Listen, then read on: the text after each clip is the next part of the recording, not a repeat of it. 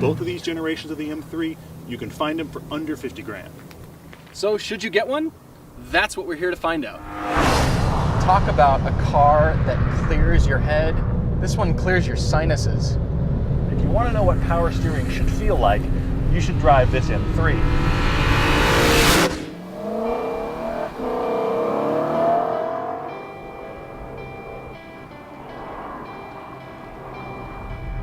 I'm now in the current generation of the BMW M3, the E90 series. This happens to actually be an E90 because this is the four-door.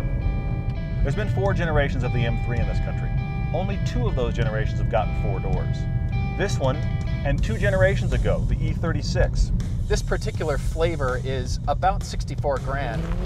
It's very expensive, but you can find them for about 37 to 40 in great shape. That's remarkably cheap for this much technology. Between the E46 and this E90 sedan, it's not just a generation gap. It feels like a Grand Canyon between the 2 cars. This is one of those rare cars where you can say, honey, I can take the kids in it. It's a normal, practical vehicle. But if you have a canyon road or a long stretch of tarmac, you can fly. You can be a child. There's so much to love about this car. The main one being the engine. Now this is a bit heavier car than the other M3, about 400 pounds, but this has the big snarling V8. And in the same way as the previous generation, it just pulls and pulls and pulls and pulls and pulls to redline, and you keep thinking it can't pull any harder, and then it does. At 4,000 RPM, it really starts to sound like a true muscle car. At 6,000 RPM, that ripping sound you hear is the fabric of the time-space continuum. There won't be another V8, and that's because this car sucks up gasoline like an addict snorts coke. I feel like I'm shoveling wheelbarrows full of gasoline at this car. But I guess once you're doing this, you don't really care, do you? It may be bigger and heavier than the last generation, but it's every bit as fast as 0 to 60. And this gearbox actually really rewards you. It is everything that the SMG gearbox isn't. Quick, crisp, easy to anticipate, but you can actually leave in automatic mode and it's better than we are. On your drive logic button, just beneath your gear selector, in the E46, that's really just a pain meter. On this car, you can have it all the way up to 5, and the shifts are gonna be crisp, but it's not gonna break your neck. For sheer driver fun, yes, the 6-speed would be a blast. But if you're looking for track times or a commute that's easy to do and the occasional blast on a canyon, this gearbox is quite amazing. I gotta be honest with you. As soon as I saw this car, I fell in love. Look at the brakes, look at the power bulge on the hood, look at the stance. Now, Todd hates the power dome on the hood. It looks like a pimple to me. It looks like a mistake. I think it's fantastic. It's part of this aggressive styling. Now, the entire car is not one of the most beautiful cars I've ever seen in my life, but what I really have started to appreciate are the twisting surfaces from the top of the headlight as it wraps all the way to the base of the A-pillar. You'll also notice a twisting surface as it goes from the rear 3/4 and wraps around to the trunk. It's really quite beautiful. I would actually prefer the 4-door to the coupe because of proportion. The 4 doors balance everything a little bit better. And take a look at how great this interior is. It feels sporty, it's beautiful materials. Again, the interior is pretty staid, and they want to get away with the fact that, okay, we make cars for drivers so our cars don't look that pretty inside. That's a poor excuse. A Lotus Elise, that gets away with the driver's car interior. A luxury German sedan just can't. It's clean though, and I actually like it better without the nav screen because it does this double hump thing that I don't like. It's such a high quality car, and it feels like the nearly 70 grand you're going to be paying brand new.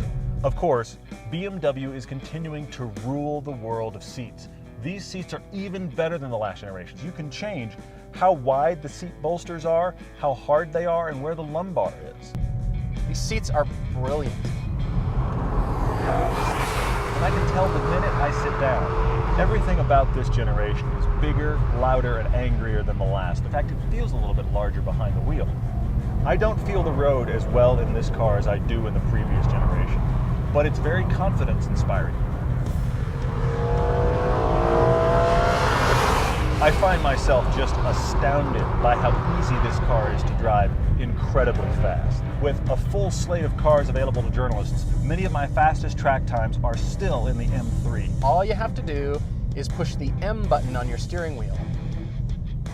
It changes the engine power, it changes your shift points, it stiffens the suspension, and it makes the steering rack even tighter. It really makes your car pissed off.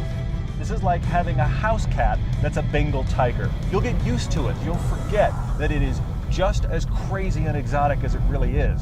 When you have those rare moments to expose somebody else to this car, it's like suddenly opening the door for the FedEx guy and he sees, oh my God, you own a tiger. I can see why BMW makes you pay a premium for this car. It sucks, but just bite the bullet because you're going to be happy.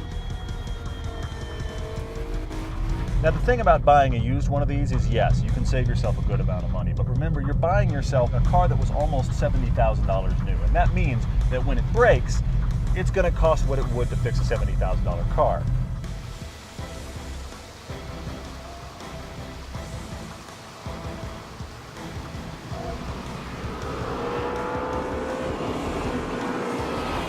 There are faster cars, and there are more purposeful cars. They're more purpose-built.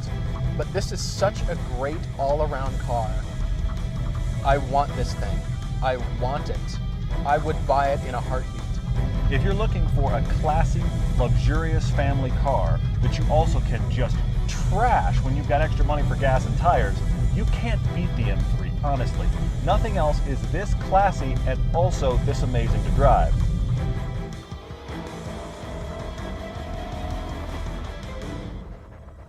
All right, so M3s. We're recommending people buy these too? I think we are. Okay. The E46 is a great car. I liked it. Yeah. But it was just a car to me. There's a lot of good cars. I like the E46 a lot, but it stopped being made in 06. This came out in 08, and to me it's like 10 years past. I love this car. The more I drive this, the better this gets. If somebody's got 40 grand, you buy this one. If you've got 20 grand, you can't afford one of these, so you get the E46, and you still end up with a great car. You do, but I think even if you don't have the money, friends, family, fools, anybody, take out a bigger loan. Go into debt. So you now have viewers living in tents and driving this car. Go to REI, buy a tent, buy this car. It's that good. That's fantastic living advice, especially in a recession. Well done.